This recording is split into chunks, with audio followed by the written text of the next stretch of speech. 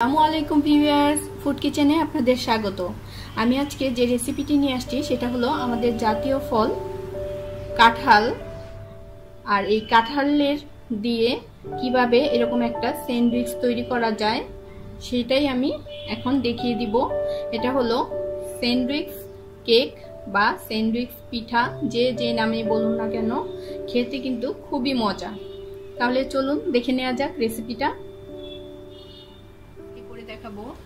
আর কাঁঠালের স্যান্ডউইচ করার জন্য যা যা লাগছে, এখানে কাঁঠাল নিয়েছি 1 বাটি পরিমাণে, আর সম পরিমাণে চালের গুঁড়া নিতে হবে।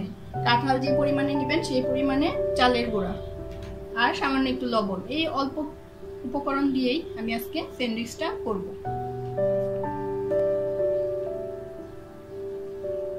প্রথমে দিয়ে দিচ্ছি চালের গুঁড়ো,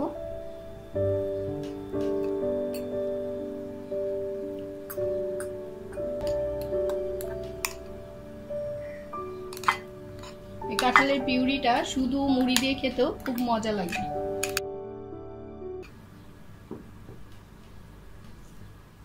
আর এর মধ্যে দিয়ে দিচ্ছি সামান্য পরিমাণে লবণ, পরিমাণ মতো। আর খুব ভালোভাবে মিক্সড করে নিতে হবে চালের গুঁড়া আর কাঁঠালের এটা যেন পিউরিটা যেন একদম পারফেক্টভাবে মিক্সড হয়। এভাবে মিক্সড করে আমি রেখে দিব আধা ঘন্টা।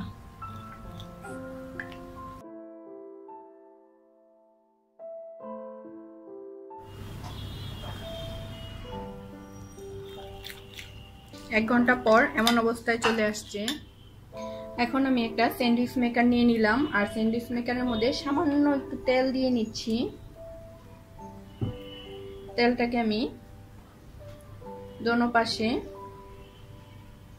একটু মাখিয়ে নিলাম আর কি। এর মধ্যে দিয়ে দিচ্ছি কাঁঠালের গোলাটা।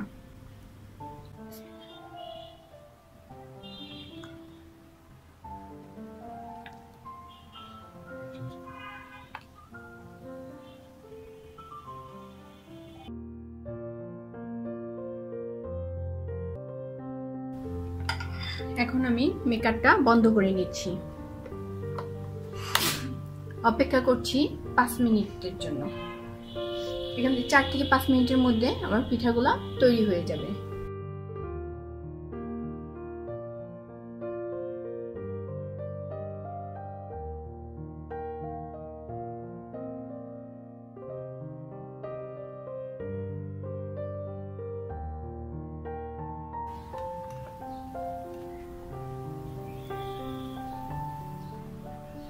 এখনো সম্পূর্ণ হয় নাই, আমার এখানে 4 মিনিট হয়ে গেছে।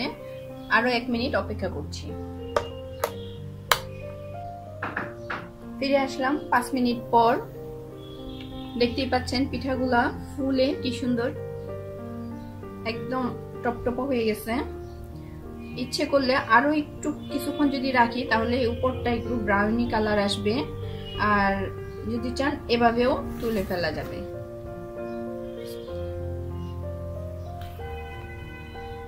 দেখতে পাচ্ছেন কত সুন্দর, খুব সহজভাবে আমি রেসিপিটা তৈরি করলাম। পিঠাগুলো তুলে নিচ্ছি। পিঠা বা স্যান্ডউইচ কেক যে নামই বলেন না কেন, এটা দেখতে কিন্তু খুবই সুন্দর হয়েছে। দারুণ একটা সুবাস বের হচ্ছে কাঁঠালের। খুব গরম, সাবধানে তুলবেন।